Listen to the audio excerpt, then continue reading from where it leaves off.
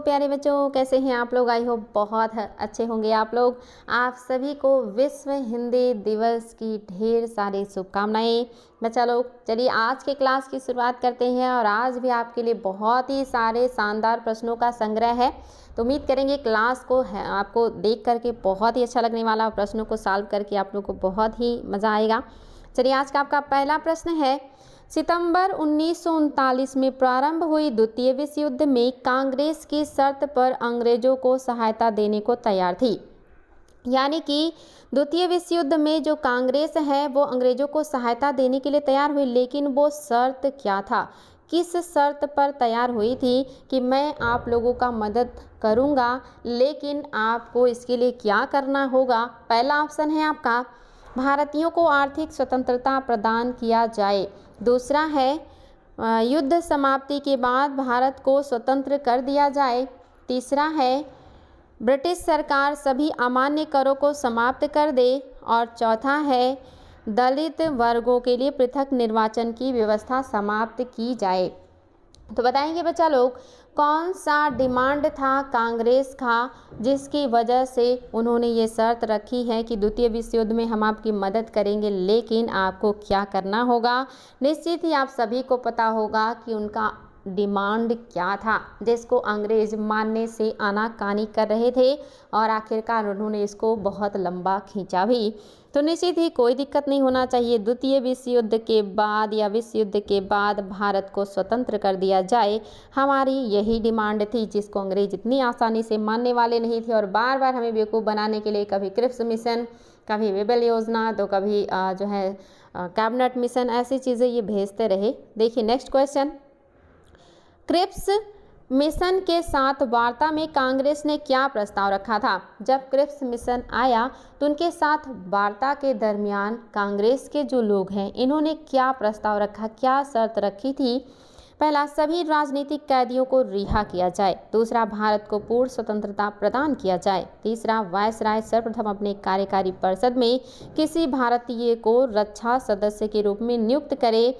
और चौथा, तटीय इलाकों में नमक बेचने वालों की बेचने बनाने की अनुमति दी जाए। बताएंगे बच्चा लोग क्या शर्त या क्या प्रस्ताव कांग्रेस ने रखा था जब 1942 में क्रिप्स मिशन भारत आया था। निश्चित ही कोई ठोस बात ही रखेंगे जो अपने आप में महत्वपूर्ण होगा उस समय के लिए। तो ये आपका क्या सही हो जाएगा, वायसराय सर्वप्रथम अपने कार्यकारी में परिषद में किसी भारतीय को रक्षा सदस्य के रूप में नियुक्त करें, ये डिमांड हमने रखा था। ये एक डिमांड था, ऐसे और भी बहुत सारे डिमांड्स हमारे थे। नेक्स्ट देखिए, निम्नलिखित में से कौन सही है, कौन सा है जो सत्य है आपको ये बताना है। पहला है, भारत छोड़ो आंदोलन के दौरान सतारा तथा मिदनापुर में सरकार की स्थापना हुई। क्या ये बात सही है कि जब भारत छोड़ो आंदोलन हो रहा था तब सतारा और मिदनापुर में सरकार बनाए गए थे। दूसरा, 1945 में ब्रिटेन में लेबर पार्टी की सरकार बनी तथा सरकार भारत की स्वतंत्रता के पक्ष में थी। तीसरा, 1946 में कैबिनेट मिशन भारत आया। चौथा, कैबिनेट मिशन मुस्लिम देश तथा कांग्रेस को एक ऐसी संघीय व्यवस्था पर राजी करने का प्रयास कर रहा था जिसने भारत के भीतर विभिन्न प्रांतों को सीमित स्वायत्तता दी जा सकती थी। और पांचवा कह रहा है कि सभी बातें सत्य हैं। बताएंगे बच्चा लोग, बहुत ही शानदार प्रश्न है और सारे स्टेटमेंट बहुत ही गूढ़ हैं और आप सभी को इसका उत्तर पता होगा, मुझे ऐसा उम्मीद है, क्योंकि ये काफ़ी बेहतरीन है और कॉन्सेप्ट आधारित है। जिन्होंने पढ़ा है उनको सॉल्व करने में बिल्कुल भी समस्या नहीं होगा, क्योंकि ये बहुत ही अच्छी बातें हैं, सिंपल बातें हैं, सभी बातें बिल्कुल सही हैं। भारत छोड़ो आंदोलन के दौरान सतारा मिदनापुर में सरकार स्थापित हुआ था, ये आप देख रहे हैं, ये पहले भी पढ़ चुके हैं। और 1945 में ब्रिटेन में लेबर पार्टी की सरकार बनी जो उदार थी और ये भारत को स्वतंत्रता के पक्ष में थी। 1946 में कैबिनेट मिशन आया था, कोई दिक्कत नहीं है इसमें आप लोगों को। और कैबिनेट मिशन मुस्लिम देश तथा कांग्रेस को एक ऐसी संघीय व्यवस्था पर राजी करने का प्रयास कर रहा था जिससे भारत के भीतर विभिन्न प्रांतों को सीमित स्वायत्तता दी जा सके। तो निश्चित ही बच्चा लोग, उपर्युक्त सभी बातें आपकी क्या हो जाएंगी, सत्य हो जाएंगी। सभी बातें आपकी बिल्कुल सही हैं, कोई भी कथन गलत नहीं है। नेक्स्ट देखिए, निम्नलिखित में से कौन सा है जो सही सुमेलित नहीं है। इसमें से कौन सा है जो सही सुमेलित नहीं है आपको वही बताना है। पहला है, महात्मा गांधी सांप्रदायिक हिंसा को रोकने नोआखाली गए 1945 में। दूसरा कह रहा है कांग्रेस मंत्रिमंडल ने इस्तीफा दिया 1939 में। तीसरा कह रहा है चंपारण आंदोलन हुआ 1917 में। चौथा कह रहा है बारदोली में किसान आंदोलन 1928 में हुआ। और पांचवा कह रहा है उपरोक्त में से कोई भी सही सुमेलित मतलब ऐसा नहीं है जो सही सुमेलित ना हो, यानी कि सभी सही हैं। आप बताएंगे बच्चा लोग क्या हो जाएगा आपका सही ऑप्शन, फटाफट उत्तर दीजिएगा क्या है जो सही नहीं है आपके हिसाब से। 5 ऑप्शन है आपके सामने और इसमें से कौन सा आप सही करेंगे, आपको फटाफट उत्तर दे देना है, because very very important question and easy question, आप सभी को पता होगा। पहला सही नहीं है क्योंकि 1945 नहीं 1946 में प्रत्यक्ष कार्यवाही दिवस जो है वो मनाया था मुस्लिम लीग में, और इसी समय महात्मा गांधी नोआखाली गए थे क्योंकि नोआखाली में दंगा सबसे ज़्यादा भड़का था, सबसे खतरनाक स्थिति थी। बाकी बातें बहुत सिंपल सी हैं, आप सभी को पता है, ये सब सही हैं। लखनऊ समझौता के संदर्भ में कौन सा कथन है जो सत्य नहीं है। लखनऊ समझौता जो हुआ था 1916 में, इसके बारे में क्या सत्य नहीं है। पहला कह रहा है यह समझौता 1916 में संपन्न हुआ। दूसरा कह रहा है इसके तहत कांग्रेस ने मुस्लिमों के लिए पृथक चुनाव क्षेत्र को स्वीकार कर लिया गया। तीसरा कह रहा है समझौते ने कांग्रेस के मध्यम मार्गियों, उग्रपंथियों और मुस्लिम लीग के लिए एक संयुक्त राजनीतिक मंच तैयार किया। चौथा कह रहा है इसकी अध्यक्षता मजूमदार ने किया था। और आपको बताना है पांचवा के उपयुक्त कोई भी गलत नहीं है, यानी कि सभी सही हैं। तो बताएंगे बच्चा लोग क्या है जो कि आपका सही हो जाएगा, और आप सभी को इसका उत्तर पता होना चाहिए। बहुत ही शानदार प्रश्न है, निश्चित ही आप सभी ने इसको देखा होगा। तो याद रखिएगा क्या हो जाएगा जो आपका सही हो जाएगा, तो आप लोगों को कोई समस्या नहीं होगा, इसमें सभी बातें बिल्कुल सही हैं। अंबिका चरण मजूमदार ने इसकी अध्यक्षता की है, एग्जाम में बहुत बार आता अंबिका चरण मजूमदार। यह 1916 में हुई, कोई दिक्कत नहीं है। और इसमें कांग्रेस के मुस्लिम पृथक चुनाव का जो क्षेत्र है इसको स्वीकार कर लिया गया था, ये भी सही है। और इस समझौते में कांग्रेस मध्यम मार्गियों यानी कि जो आपके नरमपंथी हैं, उग्रपंथियों, इन दोनों का मिलन हुआ। साथ ही मुस्लिम लीग भी इनके साथ शामिल हो गई थी। तो ये तीनों शक्तियों का एक मंच तैयार हो गया था, उग्रपंथी, नरमपंथी और मुस्लिम लीग, इन तीनों का यहाँ पे मिलन हुआ, समझौता हुआ, दोस्ती हो गई थी। तो सारी बातें बिल्कुल सही है, कोई भी गलत नहीं है। नेक्स्ट 1937 में हुई प्रांतीय चुनाव के संदर्भ में कौन सा कथन है जो कि आपका सत्य नहीं है। आपको बताना है इसमें से कौन सा है जो कि आपका सत्य नहीं है। अच्छा, यहाँ पे आपको बताना है क्या है जो आपका सत्य नहीं है। चलिए सत्य नहीं बताना है, या मुझे लगता है कि यहाँ पे कुछ गड़बड़ है। चलो नहीं, कौन सा सत्य है, सॉरी, कौन सा सत्य है ये बताना है। कौन सा सत्य है, यहाँ पे विचार कीजिए और सत्य कथन बताइए। यहाँ पे ये दिक्कत हो गया, सत्य बताना है आपको। चलिए बताइए कौन सा है जो सही है। पहला, मुसलमानों के लिए आरक्षित क्षेत्रों में कांग्रेस का प्रदर्शन अच्छा रहा। क्या ये बात सत्य है कि जो मुस्लिम के लिए आरक्षित क्षेत्र था यहाँ पे कांग्रेस का प्रदर्शन अच्छा रहा।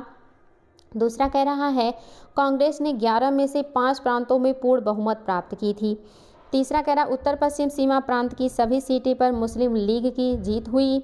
और चौथा कह रहा है प्रांतीय विधानमंडलों के गठन के लिए 1937 में दूसरी बार चुनाव कराया गया, जो 28 महीने की सरकार जो है थी। पांचवा कह रहा कोई भी सत्य नहीं है, यानी कि सभी गलत हैं। आप बताएंगे बच्चा लोग क्या हो जाएगा आपका सही, फटाफट उत्तर दीजिएगा सही क्या हो जाएगा। और ये बहुत ही शानदार प्रश्न है और इसमें आपके सारे पॉइंट बहुत ही ज़्यादा इंपॉर्टेंट है, तो उम्मीद करेंगे कि आप लोग इस पर बेहतर जो है उत्तर देने वाले हैं। तो चलिए फटाफट उत्तर दे दीजिए।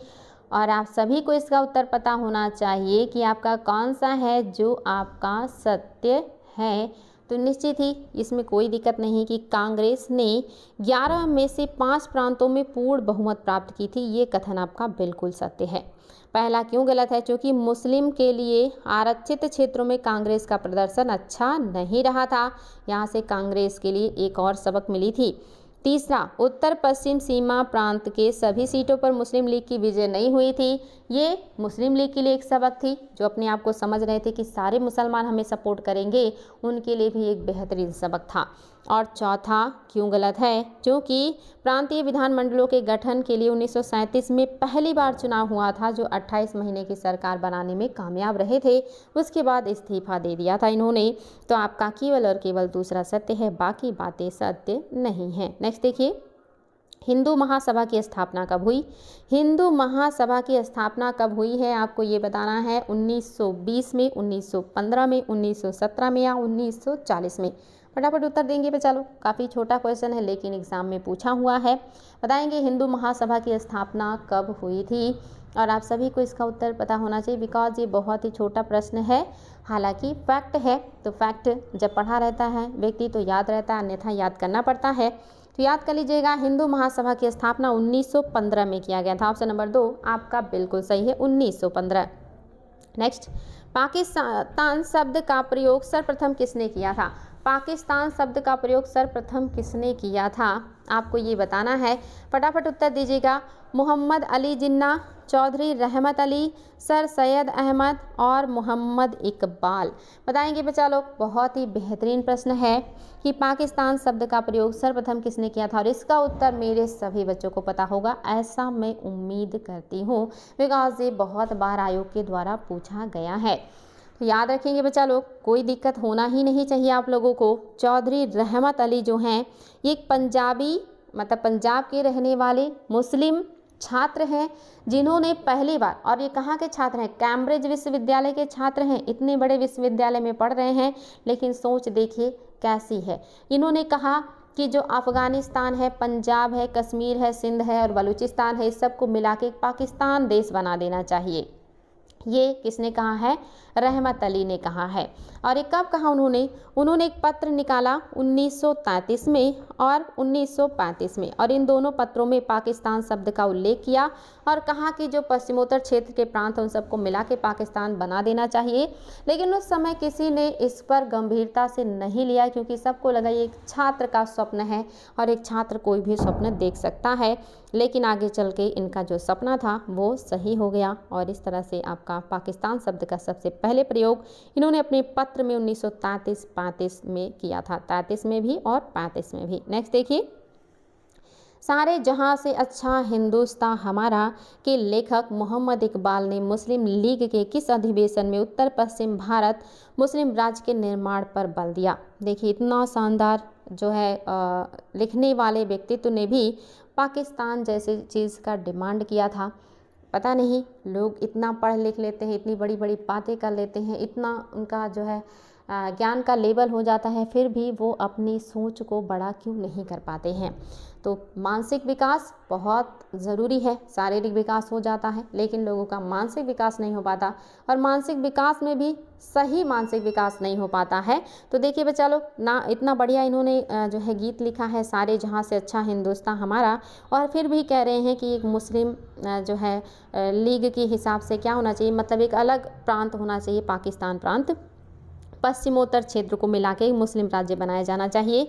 और इन्होंने मुस्लिम लीग के किस अधिवेशन में कहा आपको ये बताना है? 1920, 1930, 1935 और 1940। इसमें से कौन सा अधिवेशन है जब वो ऐसी बात कर रहे हैं कि एक पृथक मुस्लिम राष्ट्र होना चाहिए और ये पश्चिमोत्तर क्षेत्र में होना चाहिए? तो याद रखेंगे, ये 1940 में अधिवेशन हो रहा है जहां पर उन्होंने ऐसी बात कही है। याद रखिएगा बच्चा लोग, 1940 के मुस्लिम लीग के अधिवेशन में मोहम्मद इकबाल ने कहा कि एक मुस्लिम राष्ट्र होना चाहिए। नेक्स्ट देखिए, मुस्लिम लीग द्वारा एक प्रस्ताव पास कर पृथक मुस्लिम राज्य की मांग कब की गई थी? आपको बताना है, मुस्लिम लीग द्वारा एक प्रस्ताव पास कर पृथक मुस्लिम राज्य की मांग कब की गई थी? फटाफट उत्तर दीजिएगा। पहला कह रहा है कि आपका, अच्छा नहीं, यहाँ पे कुछ मिस्टेक, 1940 नहीं होगा, इसमें 1930 होगा। सॉरी बच्चों, मैं 1930 होगा। 1930 के अधिवेशन में इन्होंने कहा था कि एक मुस्लिम राज्य होना चाहिए। इसको ध्यान दीजिएगा, 1930 में इन्होंने चीज़ कही है। फटाफट मैंने इसको ध्यान नहीं दिया, आपका 1930 है, ये 40 मैंने कर दिया था, ये गलत हो जाएगा। आपके दूसरे क्वेश्चन का आंसर 1940 है। आप लोगों के लिए क्वेश्चन बनाते बनाते कभी कभी मेरा भी दिमाग इसकी करने लगती हैं सारी चीज़ें। तो बताएंगे, मुस्लिम लीग द्वारा एक प्रस्ताव पास कर पृथक मुस्लिम राज्य की मांग कब की गई थी? अब तो आप लोग इसका उत्तर बहुत आसानी से बता लेंगे, बिकॉज ये मैंने ही आप लोगों को इसका उत्तर बता दिया है। तो 1940 में मुस्लिम लीग द्वारा एक प्रस्ताव पास कर पृथक मुस्लिम राज्य की मांग की गई थी। बच्चा लोग याद रखिएगा, बहुत इंपॉर्टेंट है ये। और ये भी क्या है, कहीं ना कहीं पाकिस्तान जो शब्द है ये धीरे धीरे करके अपने चरम पर पहुंच गया और एट लास्ट पाकिस्तान देश बन के तैयार हो गया। अन्यथा सभी लोग भारत में होते और एक भारत होता और सभी लोग भारतीय होते। तो आपका 1940 की बात है ये। नेक्स्ट देखिए, 1946 में संपन्न प्रांतीय चुनाव के संदर्भ में कौन सा कथन सही है। 1946 में संपन्न जो प्रांतीय चुनाव था इसके संदर्भ में कौन सा कथन है जो सही है, आपको बताना है। पहला है, गैर मुस्लिम वोट का लगभग 91% कांग्रेस को मिला था। क्या ये बात सत्य है। दूसरा, मुस्लिम लीग ने मध्य प्रांत की सभी आरक्षित सीटों पर जीत हासिल की थी। क्या ये बात सही है। तीसरा कह रहा है, कुल 509 आरक्षित सीटों में से 442 सीटों पर मुस्लिम लीग को विजय मिली थी। अब कह रहा है कि उपयुक्त सभी बातें सत्य हैं। फटाफट बताएंगे बच्चा लोग कौन सी बात है जो कि आपका सही हो जाएगा, और आप सभी को इसका उत्तर पता होना चाहिए। कौन सी बात है जो कि आपका सही हो जाएगा। तो निश्चित ही बच्चा लोग आप सभी को पता हो कि ये सारी बातें आपकी क्या हैं, बिल्कुल सही हैं। गैर मुस्लिम वोट का लगभग 91% कांग्रेस को मिला, यानी कि जो मुस्लिम नहीं है, ये बात बिल्कुल सही है। कह रहा मुस्लिम लीग ने मध्य प्रांत की सभी आरक्षित सीटों पर जीत हासिल की थी। हाँ, ये बिल्कुल है कि जो आरक्षित सीटें थी उसको किसने जीत लिया है, मुस्लिम लीग ने जीत लिया है। और कुल 509 आरक्षित सीटों में से 442 सीटों पर मुस्लिम लीग को विजय मिली थी, ये भी सही है। यानी कि उनके लिए जो आरक्षित की गई थी उसमें इन्होंने ज़्यादातर सीटों को क्या किया है, प्राप्त कर लिया है, इसलिए आपकी ये बात भी सही हो गई। इससे पता चल गया कि जो ये आरक्षित सीटें हैं इस पर जो मुस्लिम लोग हैं उन्होंने अब धीरे धीरे करके कहीं ना कहीं ऐसे जनता का जो माइंड है अपनी तरफ डाइवर्ट कर लिया था। हालांकि अभी भी बहुत सारे लोग थे जिन्होंने कांग्रेस को चुना था, जो एक अखिल भारतीय उस समय का पार्टी था, और अपने आप को संयुक्त रखने का प्रयास किया था। नेक्स्ट देखिए, संविधान सभा का चुनाव करते हुए मौजूदा प्रांतीय सभाओं को क, ख तथा ग 3 हिस्सों में समूहबद्ध किया जाना था। इनकी स्थिति के संबंध में निम्नलिखित युग्मों में से कौन सा है जो सही सुमेलित नहीं है। यानी कि संविधान सभा का चुनाव जब हुआ तो उस समय ये हुआ कि जो मौजूदा प्रांतीय सभाएं हैं इनको 3 भागों में बांट दिया जाए। कुछ ऐसे जो का के अंदर आएंगे, कुछ क्षेत्र ऐसे जो गा के अंदर आएंगे, और कुछ क्षेत्र ऐसे जो आपके जो है खा के अंदर आएंगे। इस तरह से 3 भागों में हमारे यहाँ के प्रांतों को बांटा जाना था। आपको बताना इसमें से कौन सा है जो सुमेलित है। कह रहा समूह का में पूर्वोत्तर के मुस्लिम बहुल प्रांत थे। कह रहा समूह खा में पश्चिमोत्तर के मुस्लिम बहुल प्रांत थे। अच्छा, इसमें पश्चिमोत्तर के मुस्लिम बहुल प्रांत हैं, और गा में है कि हिंदू बहुल प्रांत थे। अब आपको बताना इसमें से कौन सा है जो सुमेलित है। क्या आपके 1 ऑप्शन सही है कि का में पूर्वोत्तर के मुस्लिम बहुल राज थे। क्या खा समूह सही है कि इसमें पश्चिमोत्तर के मुस्लिम बहुल प्रांत थे। क्या गा समूह सही है जिसमें कहा गया है कि आपके हिंदू बहुल प्रांत थे। अब बताएंगे बच्चा लोग कि आपका कौन सा है जो सही सुमेलित है।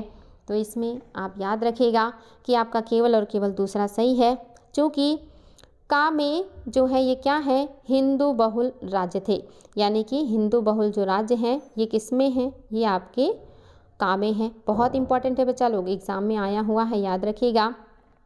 अब इसका सेम अपोजिट हो जाएगा। गा में पूर्वोत्तर के मुस्लिम बहुल राज्य हैं और खा में पश्चिमोत्तर के, यानी कि का में हिंदू बहुल प्रांत थे, खा में पश्चिमोत्तर के मुस्लिम बहुल प्रांत थे, और गा में पूर्वोत्तर के मुस्लिम बहुल प्रांत थे। इस तरह से प्रांतों को 3 भागों में बांट दिया गया था। और आपका जो पूर्वोत्तर की बात कर रहा है इसमें असम सहित सारे क्षेत्र शामिल थे। इस तरह से 3 भागों में बांटा गया था। बच्चा लोग याद रखिएगा, का में क्या था, खा में क्या था और गा में क्या था। नेक्स्ट देखिए, मुस्लिम लीग ने प्रत्यक्ष कार्यवाही दिवस कब मनाया था। आयोग के द्वारा बहुत बार पूछा गया है, हालांकि आपके लिए आसान होगा क्योंकि ये चीज़ें आपने ज़रूर कहीं ना कहीं पढ़ा होगा कि आपका मुस्लिम लीग के द्वारा प्रत्यक्ष कार्यवाही दिवस कब मनाया गया था। ये इतिहास में एक काला दिवस है, एक तरीके से कहिए कि बहुत ही दर्दनाक शर्मनाक ये जो है दिवस है, जिसके बारे में सोच करके भी मन खिन्न और दुखी हो जाता है। बताएंगे 16 अगस्त 1946 की घटना है या 18 अगस्त 1946 की घटना है या 20 अगस्त 1946 की घटना है या 15 अगस्त 1946 की घटना है। कब की घटना है बच्चा लोग? फटाफट उत्तर दीजिएगा। आपका इतिहास कहीं कहीं बहुत ही दर्दनाक है और इसको पढ़ के और जान के बहुत तकलीफ़ होती है। तो सभी को ये पता होगा कि 16 अगस्त 1946 की घटना है। आप लोगों को इसमें कोई दिक्कत होना ही नहीं है, ये आप लोगों ने बिल्कुल रट रखा होगा। नेक्स्ट देखिए 1916 कि लखनऊ कांग्रेस के लखनऊ अधिवेशन के संबंध में कौन सा कथन है जो सही है? अच्छा, इसमें तो आप लोगों ने काफ़ी कुछ जो है सॉल्व कर लिया है। ये क्वेश्चन तो बिल्कुल रिपीट क्वेश्चन हो गया। कह रहा अंबिका चरण मजूमदार की अध्यक्षता में हुआ था। इस अधिवेशन में कांग्रेस ने नरमपंथी एवं गरमपंथी दल के नेताओं में पुनः एकता स्थापित हुई। इस अधिवेशन में कांग्रेस ने मुस्लिमों के पृथक निर्वाचन मंडल के सिद्धांत को स्वीकार कर लिया। और चौथा कह रहा सभी बातें सही हैं। तो निश्चित ही बच्चा लोग इसमें तो आप लोग को कोई दिक्कत होना नहीं है, क्योंकि ये सारी बातें हम लोग पहले ही डिस्कस कर चुके हैं। ये सारी बातें सही हैं। हालांकि बहुत ही ज़्यादा इंपॉर्टेंट क्वेश्चन है, आयोग के द्वारा ये बार बार पूछा जाता है, क्योंकि यहाँ पे ऐसी घटनाएं हुई हैं जो अप्रत्याशित हैं। नरम और गरम मिल रहे हैं बहुत सालों बाद। साथ ही मुस्लिम लीग भी यहाँ शामिल हो रहे हैं। तीनों लोगों का गठबंधन, ये अपने आप में एक बहुत ही बेहतरीन पल था। ये भी बहुत ही बढ़िया ऐतिहासिक मोमेंट है। नेक्स्ट देखिए सुरेंद्र नाथ बनर्जी के नेतृत्व में इंडियन लिबरल एसोसिएशन की स्थापना की गई। इस संगठन की स्थापना किस घटनाक्रम से संबंधित है? रॉलेट एक्ट से, चंपारण सत्याग्रह से, जलियांवाला बाग से या हत्याकांड मॉन्टेग्यू चेम्सफोर्ड सुधार के प्रस्ताव से? आपको बताना है सुरेंद्र नाथ बनर्जी के नेतृत्व में इंडियन लिबरल एसोसिएशन की स्थापना की गई। इस संगठन की स्थापना किस घटनाक्रम से संबंधित है? फटाफट बताएंगे बच्चा लोग, बहुत ही ज़्यादा इंपॉर्टेंट है और आप सभी को इसका उत्तर पता होना चाहिए। आप सभी का उत्तर आ जाए तो मैं आपको बता दूं कि आपका सही उत्तर क्या हो जाएगा।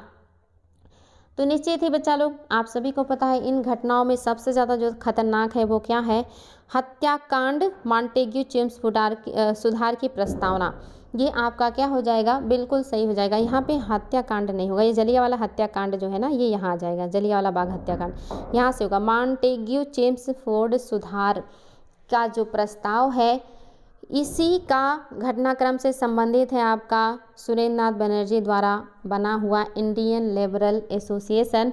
चूँकि जो ब्रिटिश सरकार है इनमें जो मॉन्टेग्यू हैं भारत के मंत्री हैं और जो वायसराय हैं चेम्सफोर्ड, इन्होंने 1918 में अपनी सुधारों की योजना सामने रखी थी।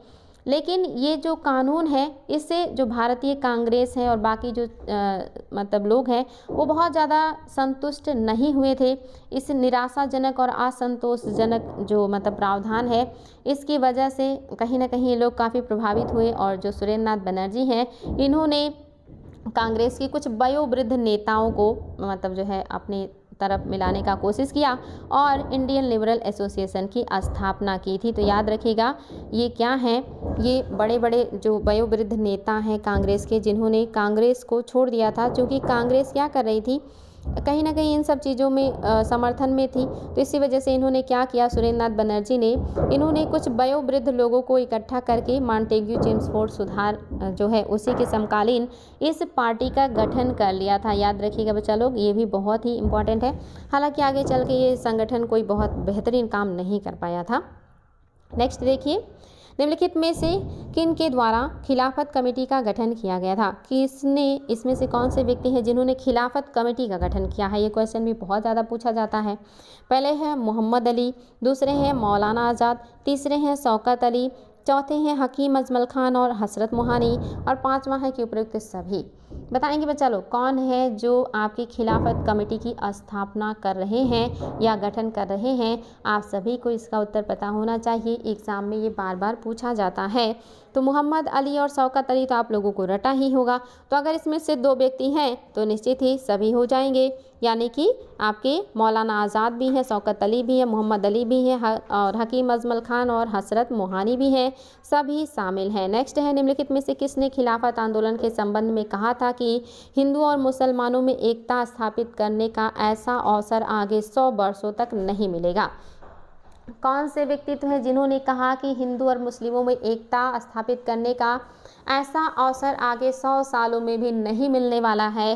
पहले है महात्मा गांधी, दूसरे है मोतीलाल नेहरू, तीसरे है मोहम्मद अली जिन्ना और चौथे हैं चित्तरंजन दास।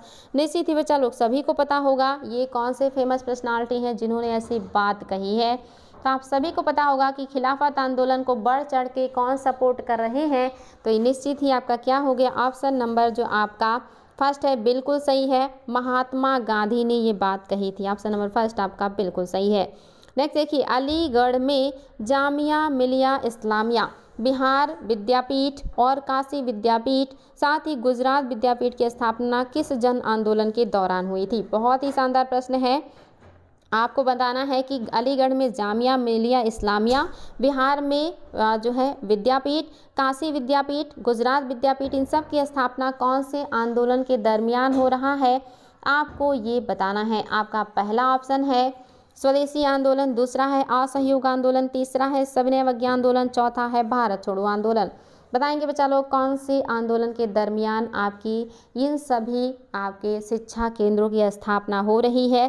तो इसमें आप लोगों को कोई दिक्कत होना ही नहीं चाहिए, क्योंकि ये सारी चीज़ें आप लोग पढ़ चुके हैं कि जब पहली बार बड़े पैमाने पे आंदोलन हुआ, असहयोग आंदोलन, उस समय बहुत सारे शैक्षणिक संगठनों की स्थापना किया गया था और उसी दरमियान ये सारे संगठन जो है देखने को मिले थे। नेक्स्ट क्वेश्चन, असहयोग आंदोलन के संबंध में कौन सा कथन है जो सही है। पहला, यह आंदोलन 1920 में शुरू हुआ। दूसरा, इस आंदोलन को चलाने के लिए तिलक स्वराज कोष की स्थापना की गई। तीसरा, इस आंदोलन के दौरान खाली स्वतंत्रता का प्रतीक, खाली नहीं यहाँ पे खाकी होना चाहिए, खाकी स्वतंत्रता का प्रतीक बन गई। और चौथा, उपरोक्त सभी सही हैं। बताएंगे क्या है जो आपका सही हो जाएगा असहयोग आंदोलन के बारे में, फटाफट बताएंगे बच्चा लोग क्या है जो आपका सही हो जाएगा। निश्चित ही इसमें कोई दिक्कत होना ही नहीं चाहिए, अगर एक से अधिक सही है तो सभी सही है। तो आपका क्या हो गया, पहला बिल्कुल सही है, 1920 में शुरू हुआ। दूसरा भी सही है, इस समय तिलक स्वराज कोष की स्थापना किया गया था और इसमें 1 करोड़ से भी ज़्यादा लोगों ने पैसे जमा किए थे। 1 करोड़ से भी ज़्यादा पैसे जमा हुए थे उस समय के लिए, अपने आप में बहुत ही बड़ी बात थी। 1 करोड़ से भी ज़्यादा पैसा जमा हुआ था तिलक कोष में। और यहाँ से खादी वस्त्र के निर्माण को बहुत ज़्यादा बढ़ावा दिया गया, लोगों को चरखे बांटे गए और मोटिवेट किया गया, लोग खादी पहने, स्वदेशी पहने, अपने यहाँ के उत्पादित वस्त्रों को पहने। बच्चा लोग बड़े पैमाने पे खादी का एक तरीके से फैशन चल गया था और बड़े बड़े लोग उस समय खादी वस्त्र पहनने लगे थे, ऐसा खादी का प्रचलन हुआ था। सभी बातें बिल्कुल सही है बच्चा लोग, इसको याद रखिएगा। नेक्स्ट देखिए, गांधी जी द्वारा 1920 में आरंभ किए गए असहयोग आंदोलन को वापस लेने का प्रमुख कारण क्या था। इसमें तो आप लोगों को कोई दिक्कत होना ही नहीं है कि असहयोग आंदोलन को गांधी जी ने क्यों वापस लिया था। बहुत ही फेमस ये आपका घटना है जो कि अपने आप में बहुत ही महत्वपूर्ण, सभी को पता है, चौरी चौरा में हुए हिंसक घटना की वजह से गांधी जी ने असहयोग आंदोलन को वापस ले लिया था। चलिए बच्चा लोग देखते हैं अगला क्वेश्चन, 1920 से 22 तक चले असहयोग आंदोलन के संदर्भ में कौन सा कथन है जो कि आपका सही है। पहला है, इस आंदोलन में हिंदू मुस्लिम दोनों ने सक्रिय भागीदारी की। दूसरा, इस आंदोलन के दौरान भारतीय समाज के सभी वर्गों का राजनीतिकरण हुआ। तीसरा, राष्ट्रीय भावना और राष्ट्रीय आंदोलन देश के दूर दराज इलाके तक पहुँचे। और चौथा कह रहा है कि सभी बातें सत्य हैं। ये क्वेश्चन भी काफ़ी शानदार है लेकिन आसान भी है, आप लोगों को इसका उत्तर देने में समस्या नहीं होना चाहिए, बिकॉज कॉन्सेप्ट आधारित है और जिन्होंने भी पढ़ा है उनके लिए ये बताना काफ़ी आसान है। तो निश्चित बच्चा लोग सभी बातें बिल्कुल सही हैं, आप सभी को इसका उत्तर पता है। नेक्स्ट देखिए, स्वराज पार्टी के संस्थापक कौन थे। स्वराज पार्टी के संस्थापक कौन थे, आप सभी को पता होगा। सविनय अवज्ञा आंदोलन वापस लिए, मतलब असहयोग आंदोलन वापस लिए जाने की वजह से ये लोग काफ़ी नाराज हुए और कांग्रेस में रहते हुए अलग से एक पार्टी का गठन कर दिया था। कौन सी पार्टी थी वो, स्वराज पार्टी थी। ये तो निश्चित ही किसने किया था। पहला चित्तरंजन दास और मोतीलाल नेहरू, दूसरा सुभाष चंद्र बोस और मोतीलाल नेहरू, तीसरा सरदार वल्लभ भाई पटेल और चित्तरंजन दास, चौथा राजेंद्र प्रसाद और सुभाष चंद्र बोस। तो इसमें तो कोई दिक्कत होना ही नहीं, आप सभी को ये रटा होगा कि चित्तरंजन दास, मोतीलाल नेहरू ये लोग क्या कर रहे हैं, अलग पार्टी का गठन कर रहे हैं। तो आपका ऑप्शन नंबर फर्स्ट बिल्कुल सही है, जिसे स्वराज पार्टी कहा गया और ये कब की घटना है, 1923 की। नेक्स्ट क्वेश्चन देखिए बच्चा लोग, भारतीय राष्ट्रीय आंदोलन में स्वराजवादियों के संबंध में नीचे दिए गए कथनों पर विचार कीजिए। कौन सा कथन है जो सही है? स्वराजवादियों के बारे में, जिन्होंने स्वराज पार्टी की गठन की है, उनके बारे में क्या बात है जो आपका सत्य हो जाएगा? पहला है, इन्होंने राष्ट्रवादी नेता विट्ठल भाई पटेल को केंद्रीय विधानसभा का अध्यक्ष बनवाया। दूसरा, स्वराज पार्टी ने कांग्रेस के सभी कार्यक्रमों को अस्वीकार कर दिया था।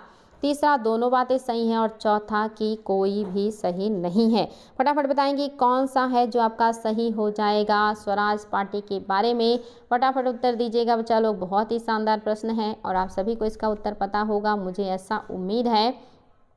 तो निश्चित ही बच्चा लोग आप सभी को ये इसमें कोई दिक्कत नहीं होना चाहिए। पहला आपका बिल्कुल सही है कि इन्होंने राष्ट्रवादी नेता विट्ठल भाई पटेल को केंद्रीय विधानसभा का अध्यक्ष बनाया था। क्वेश्चन बार बार आता है कि केंद्रीय विधानसभा का पहला अध्यक्ष कौन बना था? विट्ठल भाई जो हैं ये बने थे। लेकिन दूसरा जो है ये आपका क्यों सही नहीं है? चूँकि कह रहा है कि स्वराज पार्टी के कांग्रेस के सभी कार्यक्रमों को अस्वीकार कर दिया। नहीं, स्वराज पार्टी ने कांग्रेस के सभी कार्यक्रमों को अपना समर्थन दिया है, वो इनसे लगे हुए हैं, कहीं अपने आप को बहुत अलग नहीं किया है, बल्कि अलग से एक संगठन बनाया है, लेकिन ये हिस्सा अपने आप को कांग्रेस का ही मानते हैं, तो निश्चित ही सपोर्ट करेंगे, अस्वीकार नहीं करेंगे।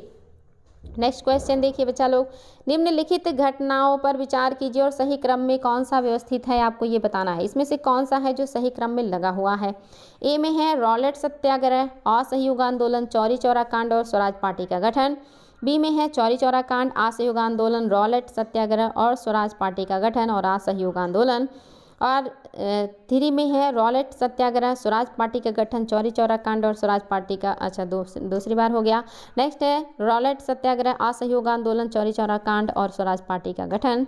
बताएंगे बच्चा लोग, बहुत ही बेहतरीन है और आप सभी को इसका उत्तर पता होना चाहिए। यहाँ पे आपके दो ऑप्शन सेम हो गए हैं, इनके ऑप्शन सेम हो गए हैं। अब आपको बताना है सही कौन सा है। तो निश्चित ही अगर आप लोग इसमें से चाहे 1 उत्तर देंगे तब भी सही है, चाहे 4 उत्तर देंगे तभी सही है, दोनों बातें सही हैं, क्योंकि दोनों में सेम ऑप्शन क्रम सेम लगाया गया है, इसलिए आपकी दोनों बातें बिल्कुल सही हो गई हैं, पहला भी और चौथा भी। नेक्स्ट देखिए, भारत में कम्युनिस्ट पार्टी की स्थापना किस वर्ष की गई थी? भारत में कम्युनिस्ट पार्टी की स्थापना किस वर्ष की गई है आपको ये बताना है।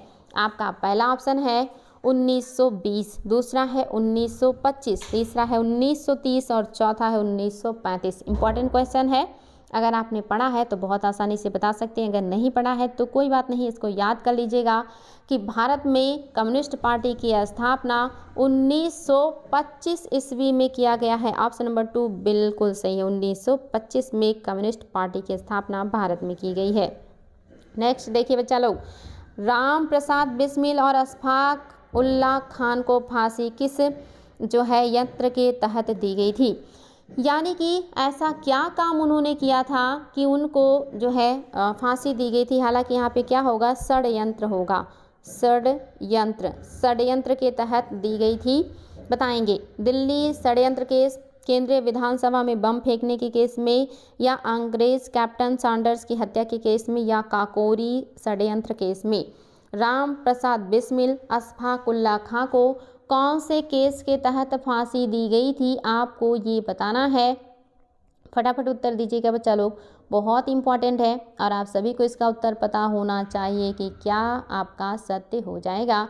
तो निश्चित ही आप सभी को ये याद रहे कि आपका जो ऑप्शन नंबर 4 है बिल्कुल सही है।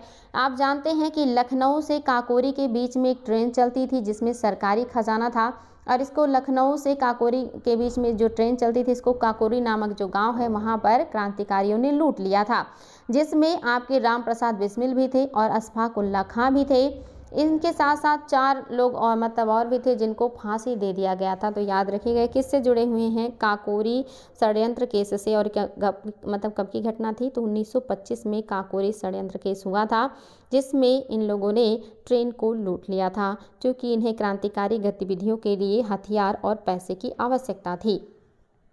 नीचे दिए गए घटनाओं का सही कालानुक्रम क्या होगा? अच्छा यहाँ पे देखिए, बढ़िया है, आपके सामने ऑप्शन भी है और देखिए कूट भी है। पहला है काकोरी षड्यंत्र केस, दूसरा है बारदोली सत्याग्रह, तीसरा है चटगांव सरकारी शस्त्रागार लूट, अच्छा ये तीसरा है। चटगांव सरकारी शस्त्रागार लूट ये तीसरा है बच्चा लोग। और चौथा है नौजवान भारत सभा की स्थापना, यानी कि ये तीसरे का ही पार्ट है और आपका ये चौथा है। और इस तरह से आपको उत्तर देना है, बताएंगे सही कूट क्या होगा। तो आप सभी को मैं कूट भी दिखा दे रही हूँ। ए में देखिए पहला, चौथा, दूसरा, तीसरा। बी में है चौथा, पहला, तीसरा, दूसरा। सी में है दूसरा, पहला, तीसरा और चौथा। डी में है पहला, तीसरा, दूसरा और चौथा। तो अगर इन सभी जो आपके हुए हैं घटनाएं, इनका आपको मतलब ईयर पता है तो आसानी से आप इसको बता सकते हैं। और आप सभी को इसका पता भी होना चाहिए बच्चा लोग, क्या है जो आपका सही हो जाएगा। तो निश्चित ही याद रखेंगे, आपका जो नौजवान सभा की स्थापना है ये 1926 की घटना है। मैं आपको पहले भी ये बताई हूँ कि 1926 में नौजवान सभा का गठन किया गया था। और इसके अलावा अगर आप देखते हैं कि जो आपका काकोरी कांड है ये 1925 की घटना है। काकोरी कांड 1925 की घटना है। आपका जो बारदोली है ये 1928 की घटना है। ये आपकी घटनाएं आपको पता चल चुकी हैं। अब बच्चा आपका चटगांव जो शस्त्रागार है ये 1930 की घटना है। 1930। तो सबसे पहले क्या हो गया है 1925, यानी कि आपका नौजवान सभा, यानी कि सबसे नंबर पे क्या आएगा 4 आएगा। उसके बाद आपका क्या हो गया है 1926, यानी कि आपकी 1926 नौजवान सभा 19 काकोरी कांड, सॉरी पहले 1 आएगा काकोरी कांड, फिर आएगा नौजवान सभा यानी कि 4। उसके बाद आपका आएगा चटगांव शस्त्रागार, थर्ड मतलब 4th पे आएगा। 3rd पे आपका बारदोली आएगा 2 और 3। 1 4 2 3, 1 4 2 3 ए में ही है। तो आप सभी का उत्तर क्या हो गया है, ए बिल्कुल सही हो गया है। आगे बढ़ते हैं। निम्नलिखित कथनों में से कौन सा कथन है जो कि सही है, और आप सभी को इसका उत्तर देना है। फटाफट बताएंगे बच्चा लोग। तो बच्चा लोग कौन सा है जो सही हो जाएगा, निम्नलिखित कथनों पर विचार कीजिए कौन सा कथन सत्य है। पहला कह रहा है साइमन कमीशन के विरोध के दौरान लाला लाजपत राय की मृत्यु हो गई थी, क्या ये बात सत्य है। दूसरा, 1929 को भगत सिंह एवं राम प्रसाद बिस्मिल ने केंद्रीय विधानसभा में बम फेंका था। तीसरा, दोनों बातें सही हैं। और चौथा, कोई भी सत्य नहीं है। फटाफट उत्तर दीजिएगा बच्चा लोग, कौन सी बात है जो आपका सही हो जाएगा। बहुत ही शानदार प्रश्न है और मुझे पता है कि आप लोग इसको सत्य करेंगे। तो आपका पहला बिल्कुल सही है बच्चा लोग कि साइमन कमीशन का ही विरोध कर रहे थे लाला लाजपत राय जब उनके ऊपर लाठियों से हमला हुआ और उनकी मृत्यु हो गई थी। और उन्होंने ये जो है स्टेटमेंट दिया था कि मेरे शरीर पे एक एक वार अंग्रेज़ों के ताबूत की कीलियाँ बनेंगी। ये सही नहीं है, क्योंकि भगत सिंह के साथ कौन थे, सुखदेव थे या बाटकेश्वर दत्त थे या कौन थे बताएंगे। आप सभी को पता होगा कि भगत सिंह और बाटुकेश्वर दत्त ने क्या किया है, ये काम को अंजाम दिया था, यानी कि असेंबली में बम फेंका था। और ये जो इन्होंने काम किया था ये आप सभी को पता है कि क्यों किया था। एक तो पब्लिक सेफ्टी बिल चल रहा था और एक आपका चल रहा था वहाँ पे जो है trade union bill. Trade union bill का मतलब था या ट्रेड बिल था, इसका मतलब था कि जो लोग हैं वो हड़ताल नहीं कर पाएंगे किसी भी उद्योग में। अब कोई हड़ताल नहीं कर पाएगा, हड़ताल नहीं कर पाएगा यानी कि किसी भी मालिक का विरोध नहीं कर पाएगा। तो हड़ताल ना कर पाए इसीलिए लाया गया था आपका ट्रेड यूनियन बिल।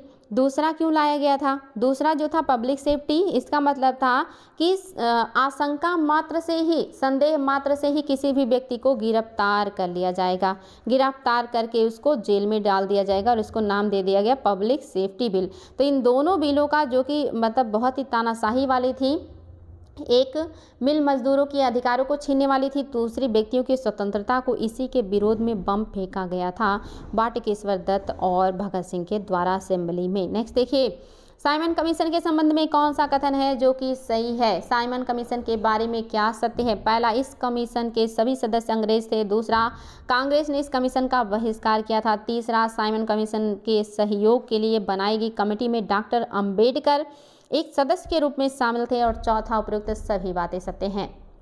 बताएंगे बच्चा लोग कौन सी बात है जो आपकी सही हो जाएगी साइमन कमीशन के बारे में। निश्चित ही एक से अधिक कथन जब सही हो जाएं तो उपर्युक्त सभी होना लाजमी है। तो निश्चित ही सारी बातें बिल्कुल सही हैं। अंबेडकर जी ने एक कमेटी जो बनाई गई थी साइमन की मदद के लिए, उसमें शामिल थे, ये बात याद रखिएगा।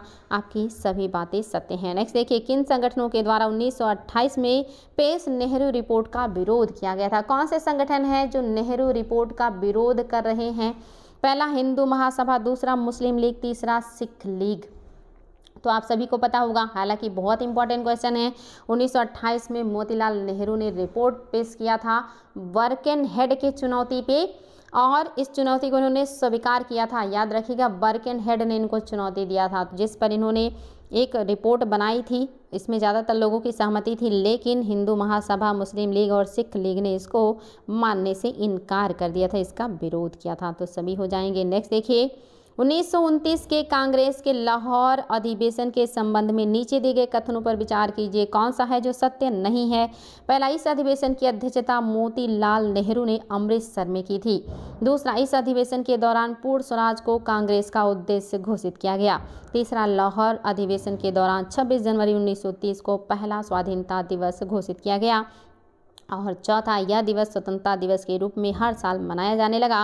और पांचों उपरोक्त में से कोई भी सत्य मतलब गलत नहीं है, यानी कि सभी सही हैं।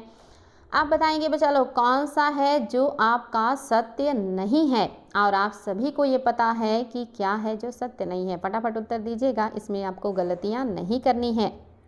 क्योंकि आप सभी को पता है कि इस अधिवेशन की अध्यक्षता किसने किया है? जवाहरलाल नेहरू ने किया है। और कहाँ पे किया है? लाहौर में रावी नदी के तट पे किया, इसलिए गलत हो गया। बाकी बातें बिल्कुल सही हैं, इसमें तो कोई समस्या नहीं होना चाहिए आप लोगों को।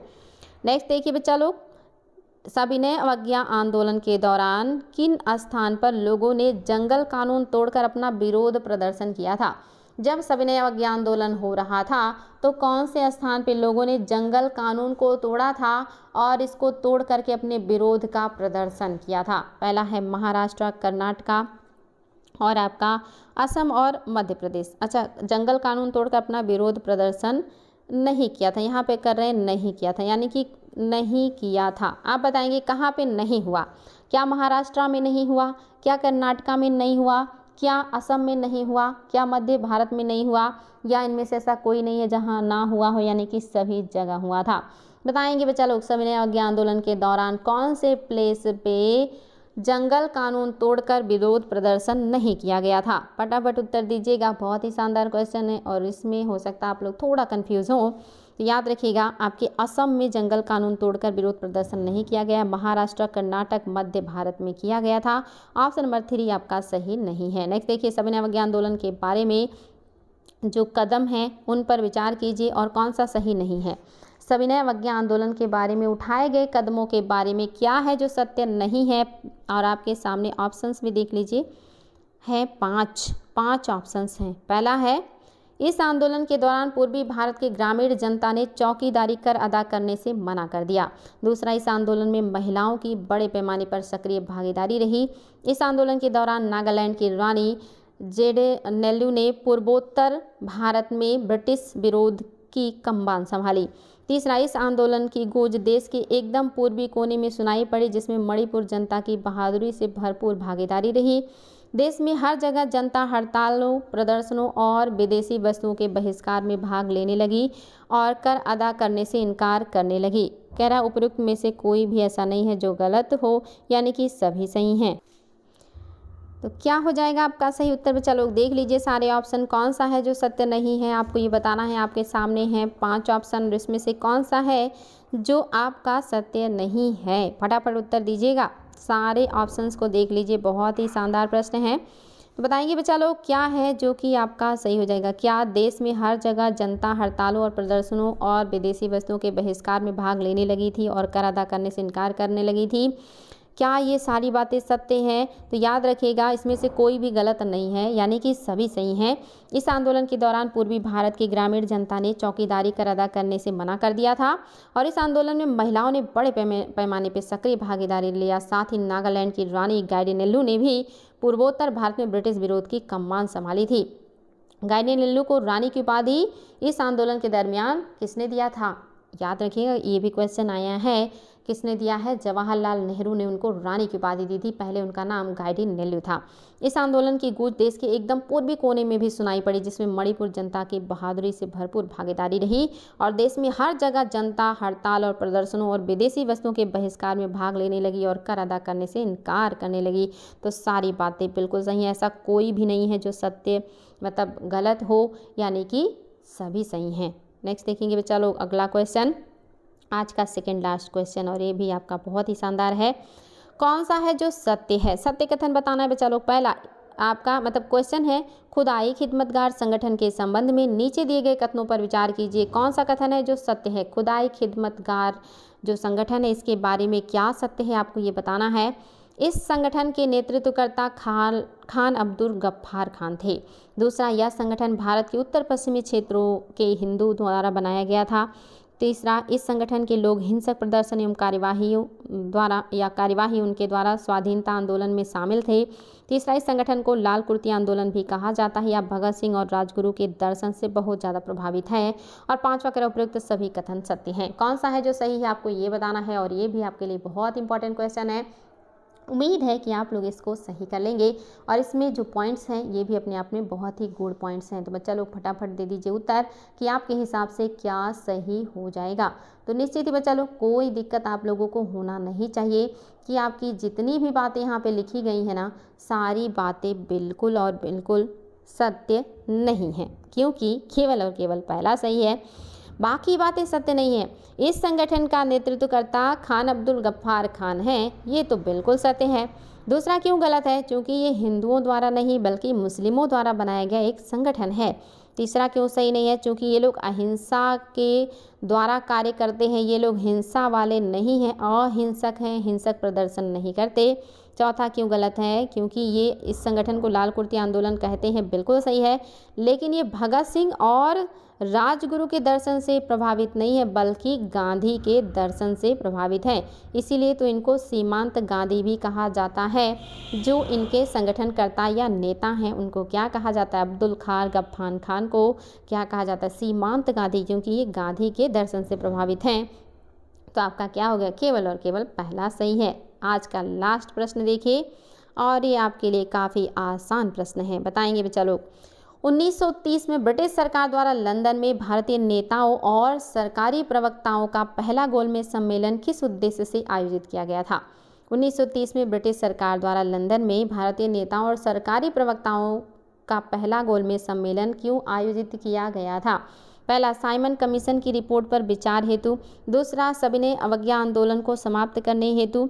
तीसरा, राजनीतिक व सामाजिक सुधार के लिए कानून बनाने हेतु। चौथा, भारत में बढ़ रही क्रांतिकारी गतिविधियों आतंकवादी गतिविधियों पर रोक लगाने हेतु। बताएंगे बच्चा लोग, बहुत ही शानदार प्रश्न है और आप सभी को इसका उत्तर पता होगा, मैं ऐसा उम्मीद करती हूँ। तो सभी का उत्तर आ जाए फटाफट और फिर मैं बता दूँ कि आपका क्या है जो आपका सही हो जाएगा। तो याद रखिएगा बच्चा लोग, जो आपका प्रथम गोलमेज सम्मेलन है या द्वितीय गोल सम्मेलन है या तीसरा गोलमेज सम्मेलन है, ये क्या है? ये एक ही मतलब जो है मीटिंग के अलग अलग पार्ट हैं जो ना कंप्लीट होने की वजह से बार बार बुलाए गए हैं। और किस लिए आए हैं? ये साइमन कमीशन की रिपोर्ट पर विचार करने के लिए आए हैं कि इस रिपोर्ट में विचार किया जाए, जो कमियां हो दूर किया जाए, जो बाकी हो उसको जोड़ करके एक बेहतरीन सरकार का काम तैयार किया जाए। तो आपका पहला सही है, बाकी बातें इससे जुड़ी हुई नहीं हैं। तो उम्मीद है बच्चा लोग आज भी आप लोगों को कुछ नए क्वेश्चन मिले होंगे, साथ ही पुराना रिवीजन हुआ होगा, ज्ञान में बढ़ोतरी हुई होगी, थोड़ा कॉन्फिडेंस आया होगा। तो बच्चा लोग हम लोग मेहनत डेली कर रहे हैं, आप लोग भी अपना मेहनत बढ़ाते रहिए, दिन प्रतिदिन बढ़ता रहे, अपने कॉन्फिडेंस को और भी ज़्यादा बढ़ाइए, ज्ञान को बढ़ाइए और नित्य आगे बढ़ते रहिए और जल्द से जल्द सफलता को प्राप्त कीजिए। तो आज के लिए इतना ही बच्चा लोग, हम लोग फिर मिलेंगे ऐसे ही शानदार प्रश्नों के साथ। आप लोग भी खूब हैप्पी रहिए, एनर्जेटिक रहिए, पॉजिटिव रहिए और खूब मेहनत कीजिए। चलिए बच्चा लोग, मिलते हैं कल फिर हम लोग नेक्स्ट क्लास में। Thank you so much.